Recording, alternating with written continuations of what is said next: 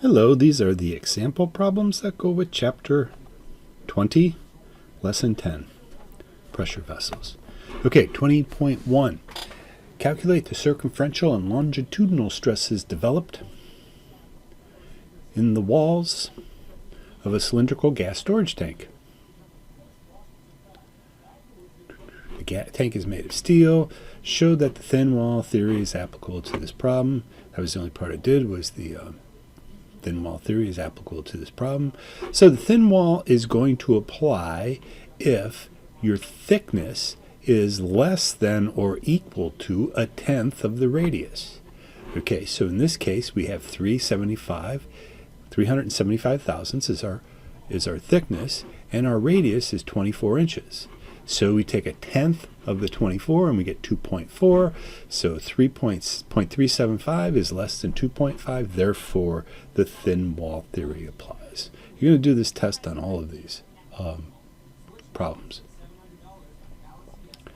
Number 2, calculate the maximum allowable internal gauge pressure that can be contained by a closed cylindrical steel tank having an internal diameter of 1 meter and a wall thickness of 7 millimeters. The steel has an allowable tensile stress of 100 megapascals.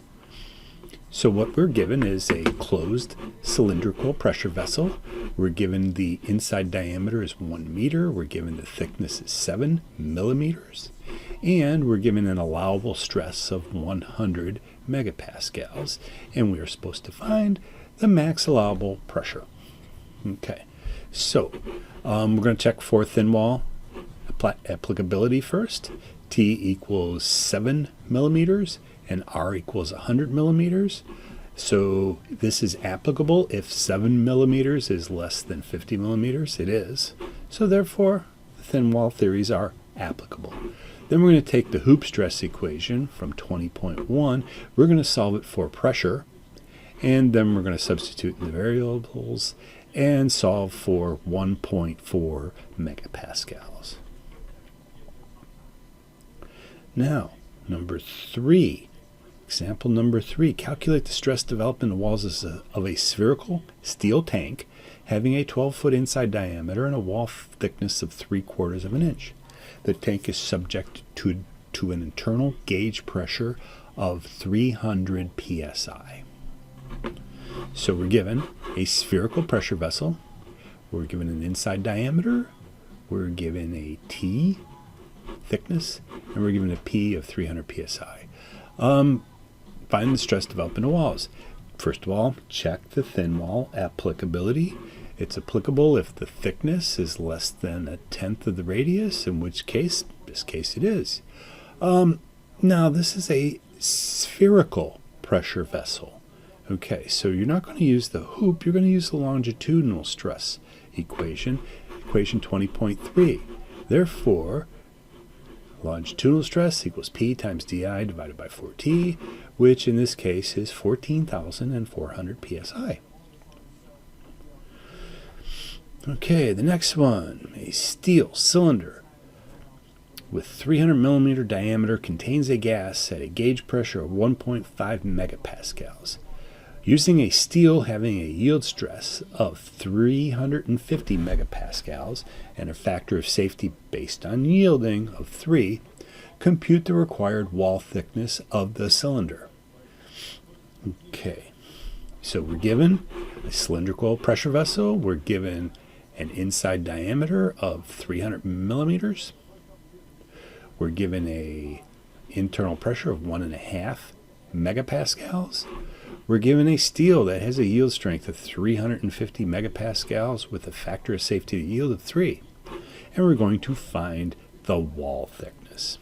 Okay, so first thing we're going to do is we're going to apply equation 20.2 for the required wall thickness. Okay, so the required T equals pressure times inside diameter divided by 2 divided by the allowable stress.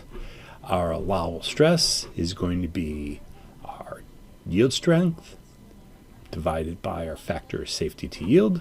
So our allowable stress is 116.7 megapascals. And then we're going to solve that equation for T.